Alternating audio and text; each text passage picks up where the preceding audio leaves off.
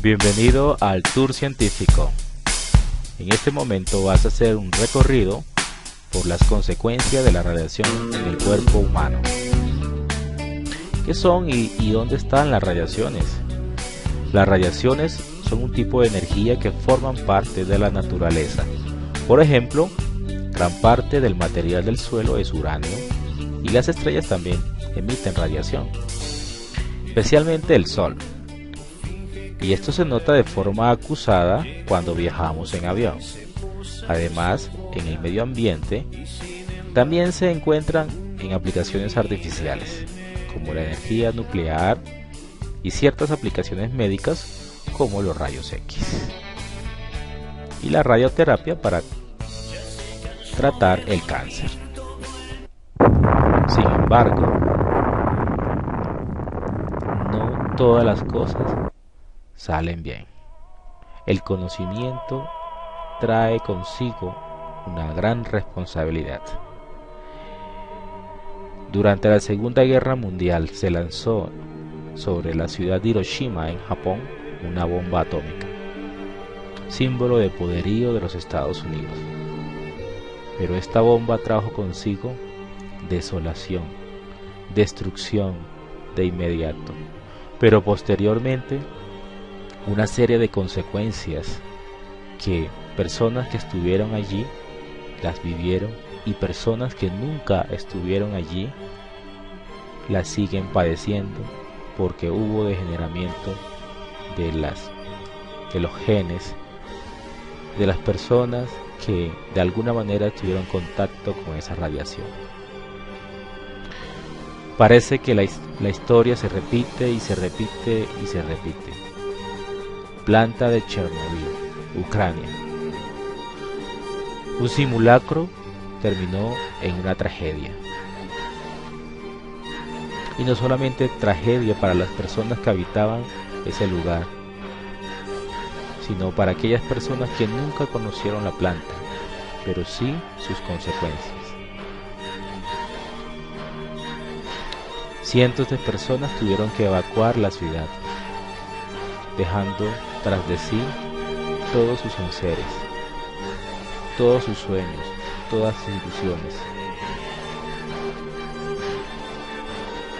Más recientemente, debido al terremoto y posterior maremoto o tsunami, la planta de Fukushima en Japón se vio afectada por una gran explosión.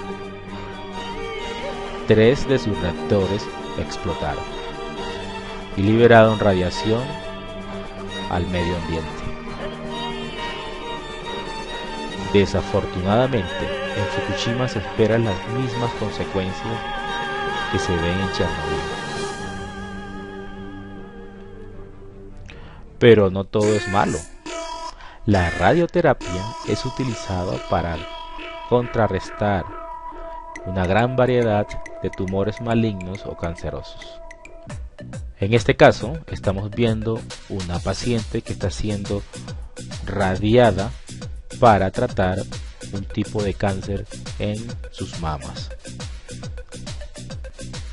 La radioterapia es ampliamente utilizada para tratar todo tipo de tumores, sobre todo los tumores cancerígenos, en cualquier parte del cuerpo. Casi siempre el equipo está dispuesto como lo muestra este esquema, en donde hay un tubo generador, una óptica que enfoca los rayos y una parte donde se está radiando al paciente. Pero surge la pregunta, ¿cómo es absorbida la radiación por el cuerpo? Vamos a suponer que tenemos un átomo y ese átomo se está desintegrando. Cuando el átomo se está desintegrando, emite partículas en forma de radiación también, conocida como partículas alfa. Puede ser una partícula beta o puede ser unos rayos gamma. Las partículas pueden penetrar a cierta profundidad y de acuerdo a esa profundidad que penetran pueden causar mayor o menor daño. Por ejemplo, las partículas alfa pueden penetrar una poca distancia. Por ejemplo, en un papel lo atraviesa y no llega más allá de la parte posterior del papel. Una partícula beta, pues en este caso un electrón, atraviesa el papel pero no va más allá de una lámina de plástico. Pero los rayos gamma tienen una gran cantidad de energía que incluso pueden penetrar parte de una película de plomo. Obviamente, si puede penetrar el plomo, pues penetra al cuerpo humano. Pero ¿cuál es el problema o la dificultad cuando una radiación interfiere o interactúa con el cuerpo humano? Un radical libre se produce de la siguiente manera. Tenemos un átomo, el átomo verde, este átomo que está acá, en su estado normal. Cuando la radiación ionizante incide sobre él, saca un electrón. Este átomo ya queda cargado positivamente, es un ion, por eso se llama radiación ionizante, porque hace que los átomos se conviertan o moléculas se conviertan en iones. Este que ya es un ion, que le falta un electrón, al encontrarse con este átomo que está acá, que está neutro, va a robar un electrón y entonces este átomo queda estable, pero este que estaba en verde ahora queda de esta manera, queda como un radical libre. Este efecto se produce en cadena y puede producir muchísimo daño, de tal manera que los radicales libres son átomos o grupos de átomos que tienen un electrón desapareado en capacidad de aparearse, por lo que son muy reactivos. Estos radicales recorren nuestro organismo intentando robar un electrón de las moléculas estables con el fin de alcanzar su estabilidad electroquímica. Una vez que el radical libre ha conseguido robar el electrón que necesita para aparear su electrón libre, la molécula estable que se lo cede se convierte a su vez en un radical libre por quedar con un electrón desapareado, iniciándose así una verdadera reacción en cadena que destruye nuestras células. Esa destrucción de células se puede ver manifestada en diferentes lugares. Por ejemplo, se puede destruir la membrana celular y por tanto se va a dañar la célula. Más internamente se puede destruir las mitocondrias y mucho más internamente en el núcleo se pueden destruir parte de las cadenas de ADN y por tanto se van a producir unas mutaciones genéticas porque la cadena de ADN como tal se ha dañado. Por ende, la información que ésta tiene. Pero ahora nos podemos preguntar qué tipo de efectos tiene la radiación en el organismo. Hay que distinguir en primer lugar entre la exposición puntual a altas dosis, muy por encima de los 100 milisieverts, que puede provocar efectos agudos en un poco tiempo, como malestar, quemaduras, caída de pelo, diarrea, náuseas, vómitos, etc. Y los daños acumulados que pueden causar problemas de salud más graves a largo plazo. Generalmente es cáncer, sobre todo leucemias y cáncer de tiroides. Estos efectos tienen que ver con la capacidad de las radiaciones ionizantes para provocar cambios en la estructura de las células, como lo explicamos anteriormente. Al la radiación incidir en la cadena ADN, parte de la cadena de ADN se rompe y por tanto la información genética se daña. Eso no ocurre con una radiación no ionizante como la infrarroja, que no va a hacer que los átomos o moléculas pierdan parte de sus electrones.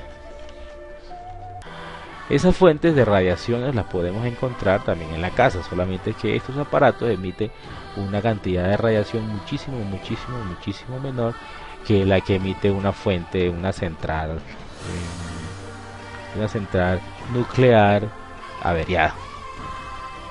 Entonces, las antenas, los televisores, los celulares, los computadores, las lámparas, etcétera.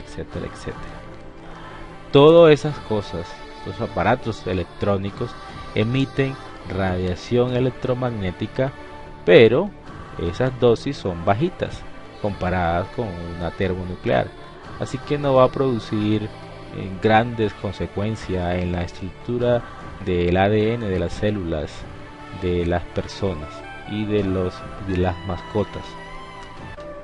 Pero uno se pregunta, ¿quiénes son más vulnerables, los jóvenes o los adultos? Cuanto más jóvenes, mayor es la sensibilidad a las radiaciones. Su organismo celular se renueva muy rápidamente y si alguna célula se vuelve cancerosa, el tumor se desarrolla con más rapidez, porque los niños producen células muchísimo más rápido que un adulto. Pero a pesar que estamos viviendo en un mundo en donde la ciencia configura una forma de vida, en el colegio aún tenemos pereza. Tengo mucha pereza, qué mamera, no me gusta, qué cosas tan hartas. Son expresiones cotidianas en el colegio. Miren la cara de ese niño, aburrido, porque quieren enseñarle ciencia. ¿Por qué nos atormenta con la dichosa ciencia? Bueno, si seguimos así, con ese sueño y pereza, te vas a perder de participar de los cambios de tu mundo.